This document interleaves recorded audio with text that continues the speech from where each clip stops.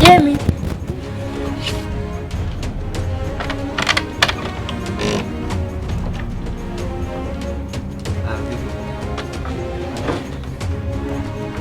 Sema nikatalia nje tena. Sikatalia. Jana nashangaa ulivyo ndio maana nimeshtuka. Shida nini mbona umekuwa wewe? Mimi ndio stu ningia ndani ya phone kila kitu tokea. Sawa.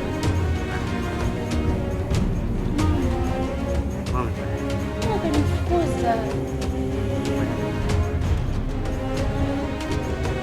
Ndio nakuomba tuingie ndani ya phone kuelekeza. Sawa basi.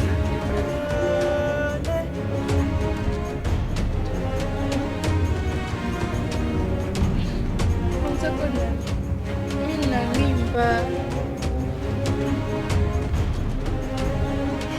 Nani? Mimi na mimba. Kuna matatizo. Mimi nimekuja huko, nimetoka huko nakuja kukwambia nina mimba. Kwa Mimba gani hiyo?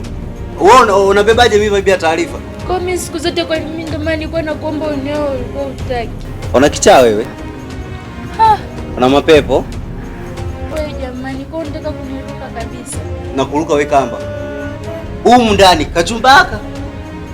Sasa Unaliona? Nitakuwasha kofi moja utasahau wewe ni nani. mimi mama kashanifukuza. Kama mama yako mzazi amekufukuza, mimi nani nisikufukuze? Kwa mimi mimba yangu kubeba wewe. Koma wewe. Mimba umeshauriana nani kuhusu kubeba mimba hiyo? Kwa nini nilikuwa nafanya peke yangu lakini? Utajua wewe tulifanya kwa ajili ya mimba, tulifanya kwa ajili ya starehe. Sasa mimi nitaenda wapi? Labda toa mimba tuendelee na mahusiano. Nitoe mimba? Basi jitoe mwenyewe. Unataka kuniua? Wamekufa wangapi? Wametoa mimba? Wangapi wako barabarani huko wametoa mimba wanazidi kutembea na maisha yao? Mimi nitoe kiumbe changu?